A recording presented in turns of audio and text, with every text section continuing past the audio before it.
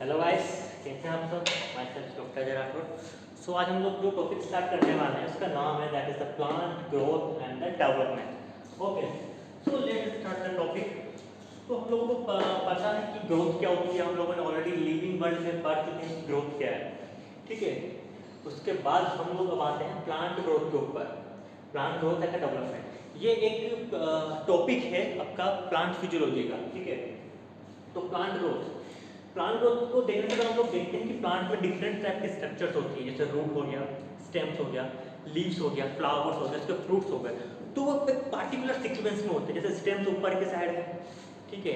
उसके बाद जो एक्सियल्स बाहर निकलती हैं, ओके। उसके बाद हम लोग देखते हैं फ्लावर्स लगे रहते हैं, उन पर फ्रूट्स लगे रहते हैं। उसके बाद रूट नीचे के साइड है। तो ये एक सीक्वेंस में कैसे प्रॉपर ऑर्डर में कैसे लगे होते हैं, इसको हम समझते हैं प्लांट ग्रोथ के थ्रू, ठीक है।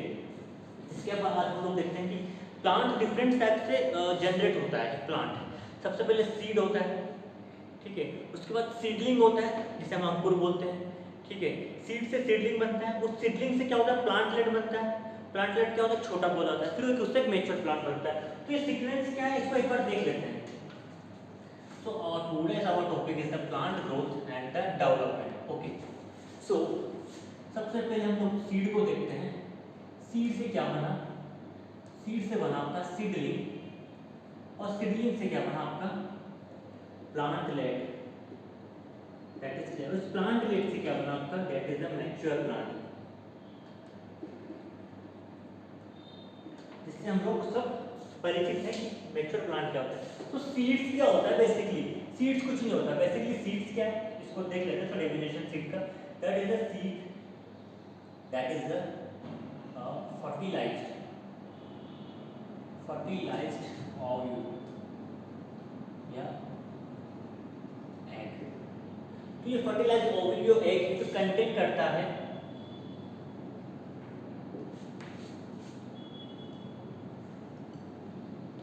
Material embryonic plant and one or two cotyledonous, cotyledons मतलब बीज पत्र, ठीक है। तो सीड नॉर्मली क्या होता है फर्टिलाइज्ड ओव्यूल जो एग होता है, हम लोगों को ऑलरेडी पता है इस चीज के बारे में, ठीक है। हम लोगों ने प्लांट किंगडम में देखा था एंजियोस्पर्म के अंदर सीड बना था, ठीक है। मेल गैमेट्स और फीमेल गैमेट्स दोनों फर्टिलाइज होकर जायगोट बनाते हैं, जायगोट आगे जाके सीड्स बनता है। तो जायगोट का आगे डेवलपमेंट होता है सीड्स में होता है। तो सीड क्या है फर्टिलाइज्ड ओव्यूल ये एक है, that contain the material, and material के अंदर क्या होगा फूड मटेरियल में, ठीक है। एंड एम्ब्रियोनिक प्लांट एक तरह से एम्ब्रियो ही है, सीड कुछ नहीं है, ओके। और ये क्या करता है वन और टू कोटिलेडोन के बेस पे ये क्या होता है मोनोकोट और डाइकोट होते हैं, ओके। अब सीडलिंग क्या है, देखो बच्चों सीडलिंग कुछ नहीं है। सीडलिंग इसे हम बोलते हैं अंकुर, हिंदी में लिख देते हैं हम लोग। ये हो गया आपका बीज, सीडलिंग क्या है अंकुर, ओके। तो सीडलिंग यहाँ से थोड़ा सा डेवलपमेंट होगा तो वो क्या बनेगा सीडलिंग बनाएगा, दैट इज क्लियर। तो हम इसको बोलते हैं seedling is a young sporophyte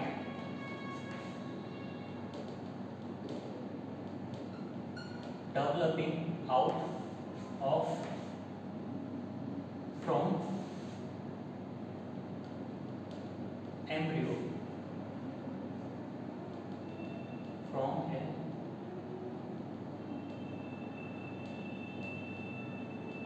germination of seed। तो इस लाइन का मतलब क्या हुआ देखो कि ये सीडलिंग कुछ नहीं है, अंकुर है जो यंग स्पोरोफाइट है, तो डेवलप होता है किससे एम्ब्रियो से। एम्ब्रियो क्या अपना एम्ब्रियोनिक प्लांट दैट इज क्या सीड है, एम्ब्रियो से डेवलप होता है फ्रॉम ए जर्मिनेशन सीड, ठीक है। तो ये सीड के जर्मिनेशन से या सीड के अंकुरण से बनता है, उसको हम क्या बोलते हैं अंकुर बोलते हैं, that is seedling, that is clear. उसके बाद आता है प्लांटलेट। तो प्लांटलेट कुछ ही नहीं है, that is the small plant or very young plant that produced on the margins of leaves और stem, aerial stem of another plant. So ये कुछ नहीं, स्मॉल प्लांट छोटा सा पौधा है, वेरी यंग प्लांट है, that produce on the margin of leaves के मार्जिन पर पैदा होता है, और ये aerial stem of another plant. तो जो एरियल स्टेम होता है ना, जो वायु में जो रहता है, ठीक है, उसमें ये लगा रहता है प्लांटलेट। तो हम ये भी बोल सकते हैं कि ये वेजिटेटिव, ये एसेक्सुअल रिप्रोडक्शन से बनता है, ठीक है, एसेक्सुअल रिप्रोडक्शन का भी ये प्रोडक्ट है, दैट इज क्लियर। तो डिफरेंस हमेशा आप याद रखना, हम इसको इसलिए बता रहे हैं कि आपके एनसीईआरटी में मेंशन किया हुआ है कि पीछे एक डायग्राम भी दिया हुआ है, इसमें दिया हुआ है कि सीडलिंग प्रोसेस के दौरान प्लांटलेट बनाता हुआ दिखाया गया है, जहां दिखाया गया है कि हाइपोकोप्टाइल और जो एपिकोप्टाइल वो निकल रहा है, बीज के ऊपर से तो निकला एपिकोप्टाइल, नीचे निकला हाइपोकोप्टाइल। हाइपोकोप्टाइल आगे जाके आपका रूट फॉर्म करेगा और एपिकोप्टाइल आगे जाके आपका स्टेम फॉर्म करेगा, दैट इज क्लियर। और मैच्योर प्लांट तो आपको पता ही है, सिंपल हम लोग जो देखते हैं मैच्योर प्लांट में कुछ नहीं है, दैट इज वो डेवलप फॉर्म है इसका। तो प्लांटलेट क्या होता है, ये होता है पौधा।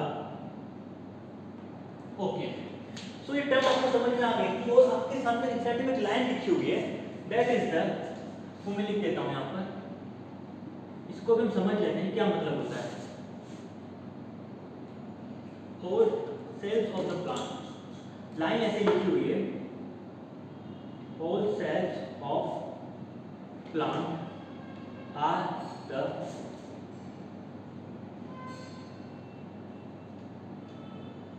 descendant of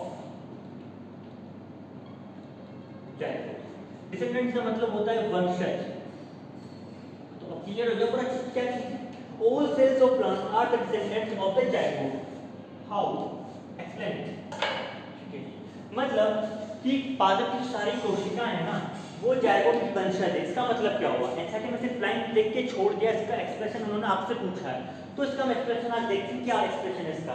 इसका एक्सप्रेशन बहुत सिंपल है दोस्तों, इसका एक्सप्रेशन जाता है कि देखो जायगोट से हमने आगे जाके बीज बनाया, सीडलिंग बनाया, प्लांटेड बनाया, मैच्योर प्लांट बनाया, और मैच्योर प्लांट में डिफरेंट टाइप के टिश्यूज होंगे, ठीक है, आपके जाइलम, फ्लोएम हो गया, स्टेम हो गया, रूट हो गया, तो डिफरेंट टाइप के टिश्यूज होंगे। तो इसीलिए बोला गया है all cells of plant are the descendant of the zygote. Okay, because क्या होता है कि ड्यूरिंग द एम्ब्रियोजेनेसिस प्रोसेस के दौरान क्या होता है कि जो प्लांट की सेल्स होती है ना, डिफरेंट टाइप से डिवाइड होती है, डिफरेंट टाइप से उसमें डिफरेंशिएशन होता है, ठीक है, यानी उनमें डेवलपमेंट होता है, ठीक है, और आफ्टर एम्ब्रियोजेनेसिस के बाद भी उनमें डेवलपमेंट चलता रहता है।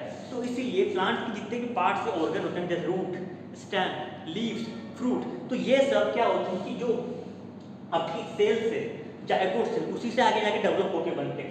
इसलिए बोला गया है कि all cells of plant are the descendant of the zygote, यानी इसी जायगोट से आपके आगे जाकर क्या बना है, इसी जायगोट से आपके आगे जाकर रूट बना है, स्टेम बना है, फ्लावर बना है, फ्रूट्स बना है। तो दैट इज क्लियर, ये चीज आपको क्लियर होगी होगी कि हम लोग डिसेंडेंट ऑफ द जायगोट बोलते हैं ऑल प्लांट सेल्स को। ओके, इसको मैं लिखा देता हूं एक्सप्लेन करने के साथ साथ, ताकि आपको याद रहेगा।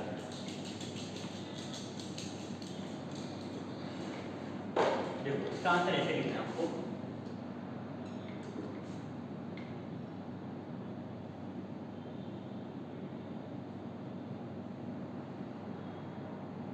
Development of plant cells occurs during embryogenesis.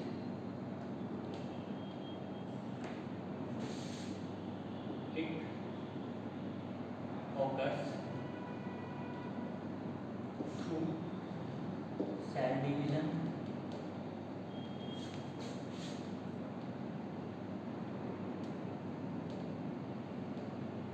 differentiation and growth of cells. After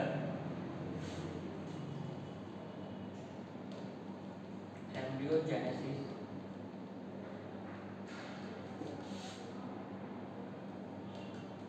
cells mature and form root, stems,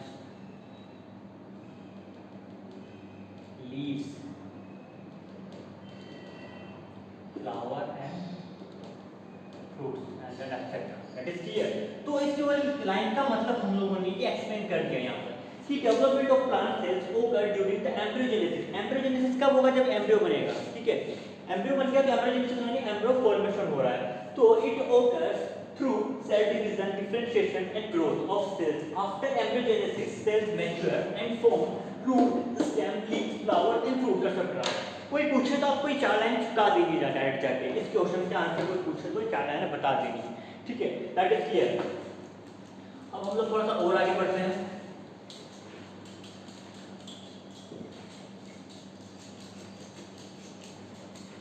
तो ये हमारा हो गया descendant of the zygote. Why all plant cells are called the descendants of the zygote, that is clear.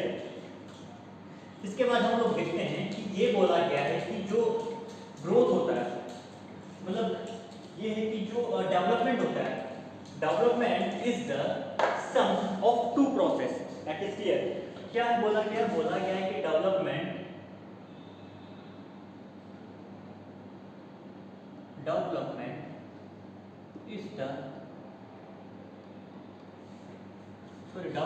is the sum of two process. Development is the sum of two process. That is clear. So development is the sum of two process. कौन से two process यार? The two processes, that is the one is the growth and second is the differentiation.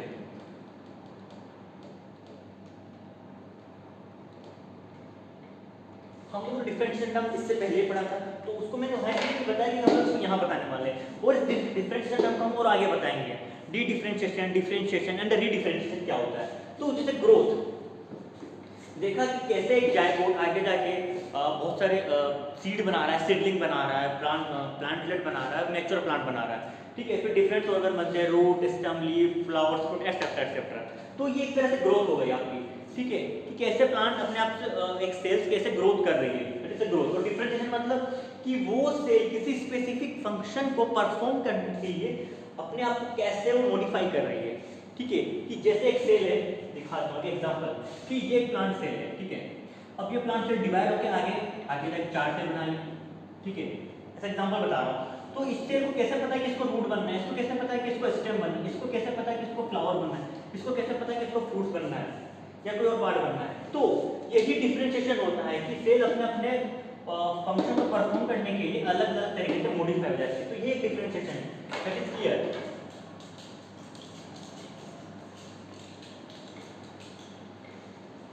तो ये आपका हो गया कि development is the sum of two process, that is clear. और जो आपका जो फर्स्ट स्टेप होता है ना किसी भी ग्रोथ का, first step of the growth, that is the seed germination. ये हम ऑलरेडी देख चुके हैं। The first step of growth process, that is the seed germination, that is clear। ये सब जो आपने seed germination, that is clear. अब हम देखेंगे सीड जर्मिनेशन कब होता है, यानी सीड कब जर्मिनेट करता है, जो पीछे कब अंकुरित होता है। तो इसके ऊपर हम लोग देखते हैं।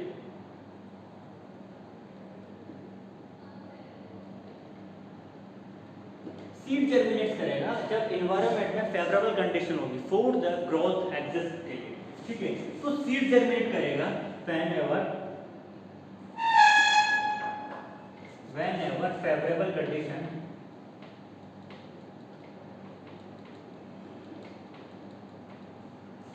condition for growth exist करती है in the environment।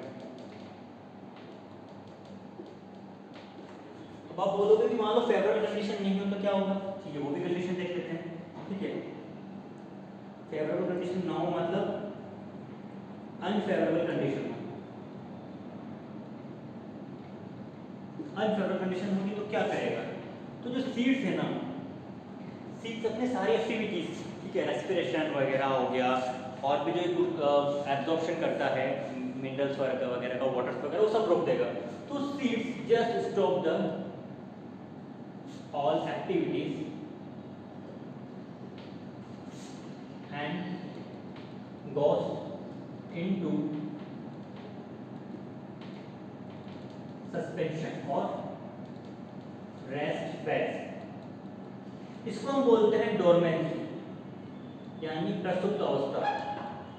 डोरमेंसी क्या है? प्रसुप्त अवस्था। That is clear. So whenever the favorable conditions for growth exist in the environment, that time seed will germinate. That is clear. If the unfavorable conditions occur, then seeds stop all activities like the absorption of the minerals, nutrients, and the respiration, and seeds goes into the suspension or rest phase, that is called the dormancy यानी प्रसुप्त अवस्था. That is clear. तो ये तो हमारा seed germinate कैसे होगा? तो unfavourable condition होगी तो क्या होगा? ये हो गया। तो इसके बाद हम लोग आगे बढ़ते हैं। अब इसके बाद हम लोग देखते हैं कि यदि फेवरेबल कंडीशन से अनफेवरेबल कंडीशन आई और अनफेवरेबल कंडीशन से वापस फेवरेबल कंडीशन आई तो क्या होगा?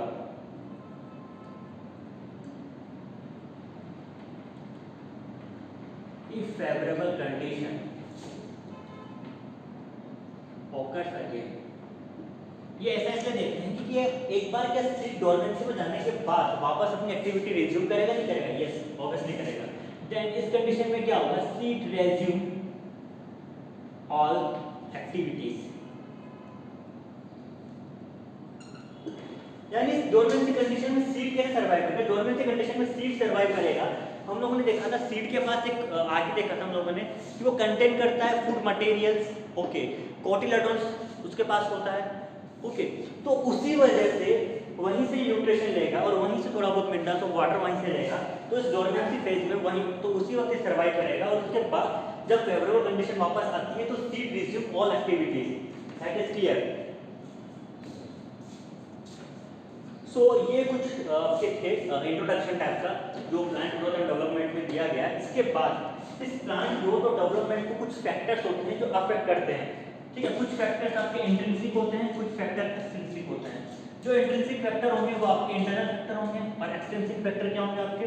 ये होंगे आपके external factor. External factor just outside, okay. जो इन्वायरमेंटल फैक्टर है जैसे लाइट हो गया, वाटर हो गया, या आपका इंटेंसिटी ऑफ लाइट हो गया, क्वांटिटी ऑफ लाइट हो गया, दैट इज ये एक्सट्रिंसिक फैक्टर है। और इंट्रिंसिक फैक्टर आपके बहुत सारे हो सकते हैं, जैसे प्लांट हार्मोन हो गए, ग्रोथ हार्मोन हो गए, ठीक है। तो तुम लिख देते हैं plant growth and development are affected. Plant growth and development are affected through many factors. That is, first, intrinsic factor, जिसको हम बोलते हैं इंटरनल फैक्टर। इनके बारे में डिटेल से पढ़ेंगे। आपके इंटरनल फैक्टर में क्या आ सकते हैं? प्लांट की साइज आ गई, ठीक है। प्लांट का मॉर्फोलॉजी आ सकता है कि उसकी लीव कैसी है, छोटी है, बड़ी है, ठीक है। उसका ओरिएंटेशन कैसा है लीव का, और खुद प्लांट का स्टेम का ओरिएंटेशन कैसा है, वो भी उसके ग्रोथ पर डिपेंड करता है। प्लांट के हार्मोन कैसे हैं उसके अंदर, ठीक है। प्लांट ग्रोथ हार्मोन कैसे हैं, कैसे नहीं है। Intrinsic factor and other is the extrinsic factor. Extrinsic factor में आपका आएगा एक्सटर्नल फैक्टर।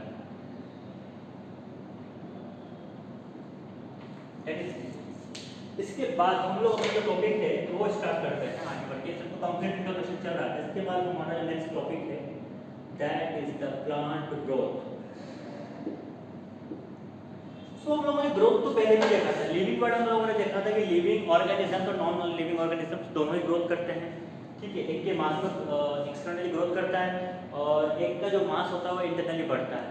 तो आज हम लोग देखते हैं प्लांट ग्रोथ। तो प्लांट ग्रोथ हम लोग देखेंगे। प्लांट ग्रोथ को देखने से पहले हम लोग एक बात देखते हैं कि ग्रोथ हम लोगों ने लिविंग वर्ड में पढ़ा था। जब हम लोगों ने living organism non living organism में कंपैरिजन किया था उसमें हम ग्रोथ फैक्टर को हटा देते हैं, क्योंकि ग्रोथ दोनों का ही एक कैरेक्टरिस्टिक फैक्टर है, कैरेक्टरिस्टिक फीचर है। क्योंकि हम देखते हैं कि non living organism externally growth कर रहा है by increasing their mass outsidely, okay, externally.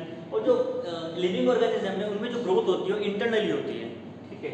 तो हम लोग प्लांट ग्रोथ में देखेंगे कि growth is regarded as the एक important characteristic feature or one of the most fundamental and auspicious, okay, most fundamental and the conspicuous character of plants of कह सकते हैं living beings का, that is clear.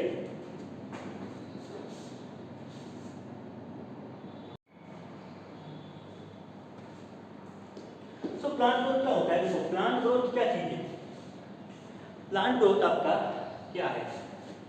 देखो plant growth हम जब definition ऐसे लिखेंगे कि growth is regarded is one of the fundamental and the conspicuous character of living being, that is clear. Growth कैसे लिखेंगे?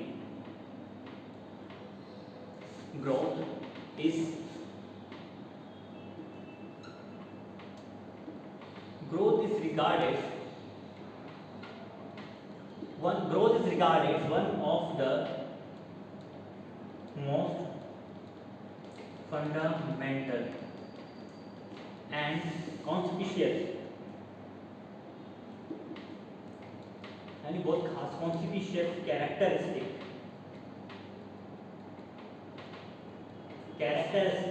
of living beings, that is clear. living beings यानी जो living प्राणी है ऐसे, ठीक है. तो growth is regarded as one of the most fundamental and conspicuous characteristic of the living being. That is clear. Okay, तो ये ग्रोथ की डेफिनेशन सुनोगे. हमारी एनसीईआरटी में एक ग्रोथ की डेफिनेशन और दी गई है. एक डेफिनेशन और हमारी ग्रोथ की दी गई है प्लांट ग्रोथ की. वो क्या है कि जो प्लांट ग्रोथ होता है ना प्लांट्स के अंदर, क्या होती है? Permanent increase in size. ये साफ साफ लिखा हुआ है, परमानेंट इंक्रीज इन साइज. ये किसके लिए लिखा हुआ है? प्लांट ग्रोथ हो या फिर कोई भी लिविंग ऑर्गेनिज्म हो. तो ऐसा बोल सकते हैं कि growth can be defined as the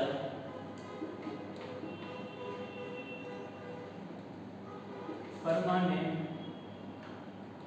increase in size of a organ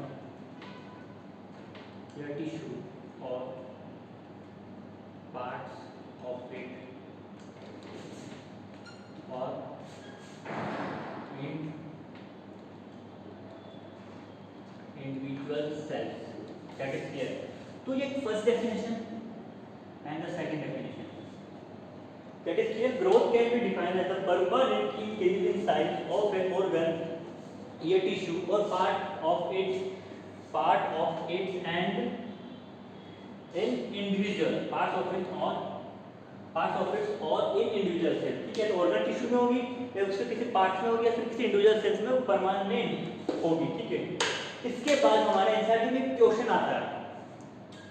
ठीक है, क्वेश्चन ये आता है कि जो हमारा प्लांट वुड है उसके अंदर कभी पानी भर जाता है तो ठीक है, तो वो क्या है? फूल जाती है. उसकी क्या होती है? कोई भी ग्रोथ करती है, साइज में ग्रोथ कर जाती है. क्या वो भी एक ग्रोथ है? अब आप इस डेफिनेशन को उससे मैच कीजिए कि प्लांट का वुड है, ठीक है, लकड़ी है, उसके अंदर पानी भर जाता है तो उसका साइज में थोड़ा सा बढ़ोतरी हो जाती है, साइज बढ़ जाती है. क्या वो भी ग्रोथ है? नहीं, वो ग्रोथ नहीं है. बिकॉज हमारा जो क्राइटेरिया है ग्रोथ का वो क्या है? Permanent increase in size. अब उसी पानी से भरी हुई लकड़ी को हम धूप में रख देते हैं तो वापस सूख जाती है और साइज वापस नॉर्मल हो जाता है. तो परमानेंट नहीं हुआ, वो आपका टेम्पररी ग्रोथ हुआ. ठीक है, टेम्पररी ग्रोथ हुआ और रिवर्सिबल ग्रोथ हुआ, लेकिन ये परमानेंट इंक्रीज इन साइज है. तो वो ग्रोथ कैसे पॉसिबल हुआ? तो आप लोगों ने ट्रांसपोर्ट इन प्लांट में पढ़ा हुआ टर्म इम्बाइबिशन. तो इम्बाइबिशन क्या होता है कि लिविंग ऑर्गेनिज्म में भी होता है, नॉन लिविंग ऑर्गेनिज्म में भी होता है. That is clear. तो इम्बाइबिशन प्रोसेस के थ्रू आपने देखा होगा कि जो बीज होता है ना वो भी वाटर एब्जॉर्ब करता है, लेकिन वो इरिवर्सिबल होता है. वापस बीज से पानी जमीन में नहीं जाता, एक बार एब्जॉर्ब कर लिया तो एब्जॉर्ब कर लिया. तो इम्बाइबिशन प्रोसेस के थ्रू उस जो प्लांट फूड है उसके अंदर पानी एब्जॉर्ब होता है. ठीक है, तो ये एक आपका क्वेश्चन दिया गया है एनसीईआरटी में. piece of the plant wood. Question है how would you define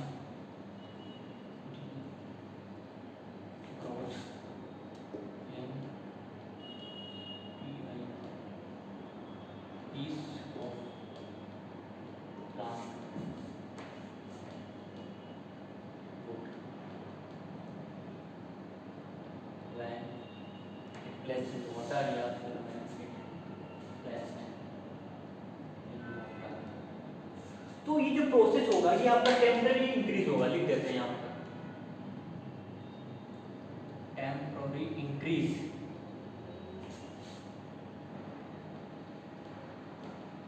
in size, not growth. That is temporary increase in size due to the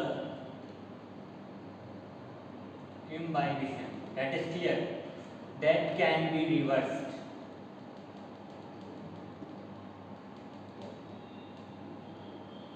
So ये जो temporary increase हुआ इन साइज में ग्रोथ नहीं एक तरह से, ये क्या है temporary increase in size due to the imbibition that can be reverse, ये रिवर्स हो सकता है, इसलिए इसको हम बोलते हैं temporary increase in size. That is clear. तो वो जो प्लांट का जो पीस है ना, प्लांट फूड का जो पीस है उसके जैसे पानी बढ़ जाता है तो उसका साइज में बढ़ती हो जाती है, इंक्रीमेंट होता है उसके साइज में, तो वो रिवर्स हो जाता है जब वो सूखता है वो, ठीक है। That is clear. ये ग्रोथ हमारा हम देखेंगे कि ग्रोथ के अंदर भी कुछ एक्टिविटीज होती है जिसको हम बोलते हैं मेटाबॉलिक प्रोसेस। तो मेटाबॉलिक प्रोसेस में क्या क्या है देखो, ग्रोथ के अंदर मेटाबॉलिक प्रोसेस होते हैं आपके metabolic process, that is clear. ये प्रोसेस दो टाइप के होते हैं, एक तो आपका एनाबॉलिक होगा यानी पॉजिटिव, और एक होगा आपका कैटाबॉलिक यानी negative, that is clear. Anabolic process में क्या होगा कि सब्सटेंस या फिर सेल्स वगैरह ऐड होती है, आगे जाके नई सेल्स का फॉर्मेशन होता है, डेवलपमेंट हो रहा है। कैटाबॉलिक प्रोसेस में क्या होगा, जो कुछ आपके हम बोल सकते हैं कि जो मटेरियल है, वेस्टेज मटेरियल है, जैसे वैक्यूल्स के अंदर जो वेस्टेज मटेरियल बाहर निकलते हैं, कैटाबॉलिक प्रोसेस होता है, ठीक है। तो वेस्टेज चीजें बाहर निकलती हैं, ठीक है, ओके। कुछ आपके रेसिड्यूज जो होते हैं सेल्स वगैरह के वो बाहर निकलते हैं, तो हम उसको कैटाबॉलिक प्रोसेस में ऐड कर लेते हैं, दैट इज क्लियर। इसके बाद आता है कि जो प्लांट जो ग्रोथ है उसके कुछ फीचर्स हम लोग लिखते हैं, फिर उसको हम आगे पढ़ेंगे प्लांट फीचर्स के क्या ग्रोथ है। तो प्लांट ग्रोथ के क्या क्या फीचर्स हैं, प्लांट ग्रोथ के क्या क्या फीचर्स है वो लोग देखते हैं।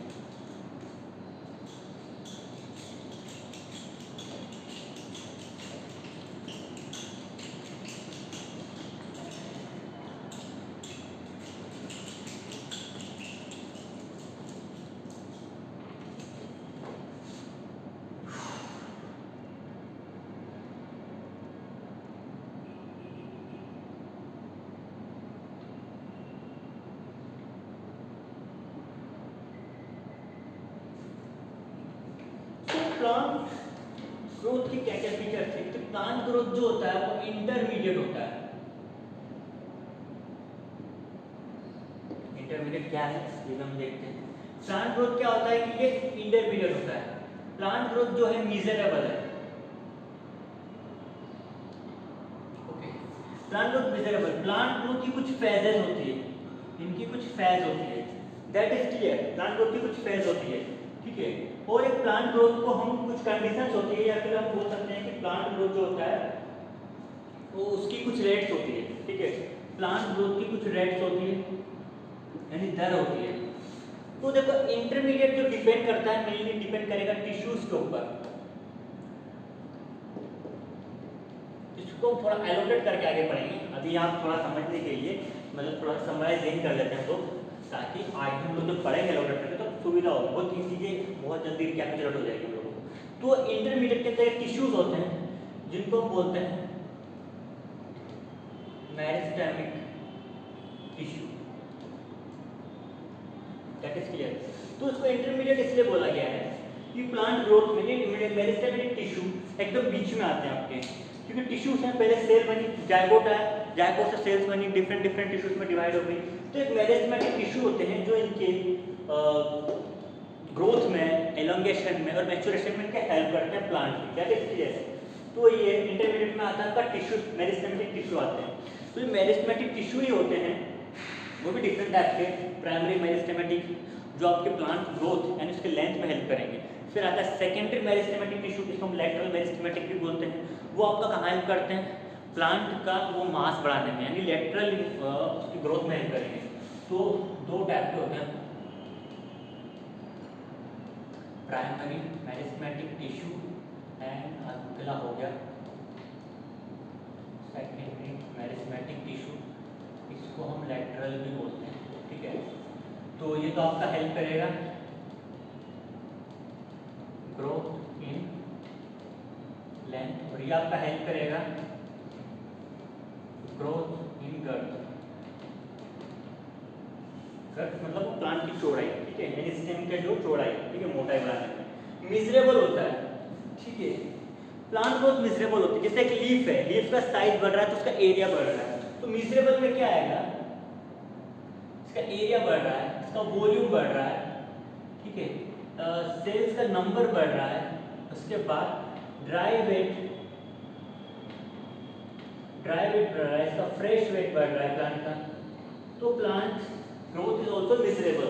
प्लांट का एरिया बढ़ रहा है, इसको मेजर कर सकते हैं, वॉल्यूम बढ़ रहा है, मेजर कर सकते हैं, सेल नंबर बढ़ रहा है, मेजर कर सकते हैं, ड्राई वेट बढ़ रहा है, मेजर कर सकते हैं, फ्रेश वेट बढ़ रहा है, मेजर कर सकते हैं, दैट इज क्लियर। और साथ में लेंथ भी बढ़ रही है, ये भी मेजर कर सकते हैं। ओके, फेजेस, प्लांट ग्रोथ की 3 फेज होती है मेनली आपकी। फेज में आपका आएगा मेरिस्टेमेटिक फेज, उसके बाद आपका आएगा इलोंगेशन फेज, तीसरा आपका आएगा मैच्योरेशन फेज। जैसे नाम से पता लग रहा है आपको क्लियर कि मेरिस्टेमेटिक फेज हम लोगों ने बता दिया है कि प्राइमरी मेरिस्टेमिक टिश्यू होता है, सेकेंडरी मेरिस्टेमिक टिश्यू होता है। तो वो इनकी मेनली क्या करते हैं, लेंथ बढ़ाने में या फिर ग्रोथ में हेल्प करते हैं। तो यहाँ जो सेल्स होती है ना, बहुत एक्टिव सेल्स होती है, कंटिन्यूसली डिवाइड होती रहती है, बहुत सारा सेल डिवीजन होता है। एक्टिव प्रोटोप्लाज्म होता है मेरिस्टेमिक सेल में, जो सेल वॉल होती है प्राइमरी होती है। इन तीनों हम डिफरेंस करके बाद में देखेंगे, ठीक है, जब इसको हर टॉपिक को हम थोड़ा सा एलोबरेट करके पढ़ेंगे तब। तो प्राइमरी सेल वॉल होती है, प्रोटोप्लाज्म बहुत एक्टिव होता है, न्यूक्लिया बहुत एक्टिव होता है, बहुत तेजी से सेल डिवीजन होता है। तो ये क्वालिटी है मेरिस्टेमेटिक फेज की, मेरिस्टेमेटिक फेज की। इसमें क्या होता है कि सेल्स लेंथ में बढ़ती है, ठीक है। इलोंगेशन क्या होता है, इलोंगेशन मतलब सेल्स लंबाई में बढ़ेगी, ठीक है, यानी यहाँ प्राइमरी सेल वॉल थी, यहाँ सेकेंडरी सेल वॉल हो जाएगी, प्रोटोप्लाज्म थोड़ा सा कम हो जाएगा, ठीक है। तो यहाँ कंटिन्यू से सेल डिवीजन हो रहा है। इलोंगेशन फेज में क्या होगा, सेल लंबाई में बढ़ गई। और मैच्योरेशन फेज, अब यहाँ क्या होगा, सेल वॉल बहुत ज़्यादा थिक हो जाएगी, सेल्स क्या हो जाएगी, कंप्लीट मैच्योर हो जाएगी, ठीक है, और डिफरेंट टाइप्स के ऑर्गन्स या टिश्यूज में डिवाइड हो जाएगी। जैसे वेस्कुलर कैम्बियम हो गया, सामान ऊतक पे जाइलम फ्लोएम उसमें कन्वर्ट हो जाएगी, कॉर्टेक्स में कन्वर्ट हो जाएगी, और आगे जाके सेकेंडरी जाइलम, सेकेंडरी फ्लोएम या सेकेंडरी ग्रोथ में हेल्प करेगी। वो किसमें, मैच्योरेशन फेज में। सो दैट इज क्लियर, ये आपका प्लांट ग्रोथ का फेजेस होते हैं। रेट्स क्या होती है, रेट आपकी ये होती है कि 2 टाइप्स के रेट्स पाए जाते हैं। एक तो होती है अर्थमेटिक रेट्स हो गया आपका, और एक हो गया आपका जियोमेट्रिक। तो अर्थमेटिक रेट ये क्या होता है, अर्थमेटिक रेट आपको पता लग रहा होगा नाम से कि इसमें क्या होगा कि एक सेल से वो 2 पार्ट में डिवाइड हो गई, तो जो एक सेल से मैच्योरेशन की तरफ चली जाएगी, लेकिन जो ये एक सेल है फिर आगे डिवीजन करेगी, फिर आगे डिवीजन करेगी, ऐसे करके डिवीजन चलता रहेगा, दैट इज क्लियर। जबकि ये सेल कंटिन्यूअसली मैच्योर होती जाएगी, कंटिन्यूअसली मैच्योर होती जाएगी, दैट इज क्लियर। ऐसे जबकि ज्योमेट्री में क्या होता है कि ये सिलसिला कंटिन्यू चलता रहता है कि एक प्रोजेनी सेल से उस पर डिवीजन हुआ, 2 सेल्स बनी, दैट इज क्लियर। इसमें फिर से डिवीजन होता है, फिर से 2 सेल बनती है, अब इन दोनों में डिवीजन होगा, फिर से 2 सेल बनेगी, दैट इज क्लियर। इसको हम थोड़ा एलोबरेट करके पढ़ेंगे, ठीक है। तो यहाँ पर एक कंटिन्यूअसली फॉर्म हम लोग देख रहे हैं, एक सेल तो कंप्लीट मैच्योर हो गई, एक सेल कंप्लीट डिवाइड हो जाएगी। तो यहाँ लाइनर कर्व हम लोगों को मिलता है जब हम प्लॉट ड्रॉ करते हैं between the length of the plant या length of the organ against that time we got the linear curve in the arithmetic rate, that is clear. meanwhile in the geometric rates we got the sigmoid or S curve when we draw the curve when we plot a graph between the growth of the plant against the time। तो हम लोग देखते हैं कि we code में geometric rate, that is clear. Arithmetic rate का formula ऐसे दिया हुआ है, आर टी बराबर, आर टी से डिनोट कर लो, डब्ल्यू से, जिससे कि आपको सही लगे। तो मैंने यहाँ किया हुआ है आर टी बराबर आर नोट, ओके।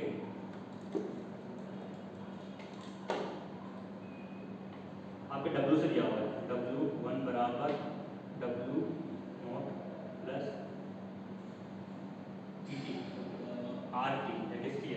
और आपको यहाँ दिया हुआ है जिसको मैं यहाँ पर एल दिया हुआ है, तो एल टी बराबर L note plus R T, और यहाँ आपका दिया हुआ है डब्ल्यू वन बराबर डब्ल्यू नोट प्लस ई की पावर आर टी। ये आपका सिग्मोइड कर्व का डेरिवेशन है, मैथ्स के थ्रू निकलता है, और ये लाइनर कर्व का डेरिवेशन है, ठीक है। तो नेक्स्ट लेक्चर में हम इनको पूरा एलोबरेट करके पढ़ेंगे कि इंटरमीडिएट में क्या क्या हुआ, कौन कौन से मेरिस्टेमिक टिश्यू है, किससे क्या बना। मिसरेबल में पढ़ेंगे कि एरिया वॉल्यूम के एग्जांपल्स पढ़ेंगे, लेंथ के अंदर पोलन ट्यूब का एग्जांपल दिया गया आपका, ओके, और एरिया के अंदर डॉर्सल वेंट्रल लीफ का एग्जांपल दिया गया है, सेल नंबर के अंतर्गत वाटरमेलन का एग्जांपल दिया गया, और वॉल्यूम के अंदर आपका वाटरमेलन का दिया गया, और सेल नंबर के अंदर आपका दिया गया है कि single match apical meristem tissue का एग्जांपल दिया गया मैच का, ओके। फेज के अंदर तीनों को डिफरेंस करके पढ़ेंगे अच्छे से। अर्थमेटिक में ये अच्छे से एलोबरेट करके पढ़ेंगे, कर्व बनाएंगे हम लोग, डायग्राम से रिप्रेजेंट करेंगे ज्योमेट्रिक में भी से। उसके बाद हम लोग सेल्स की प्लांट ग्रोथ की जो कंडीशन है उसको भी हम आगे देखेंगे, ठीक है। तो आज का हमारा ये लेक्चर यहीं खत्म।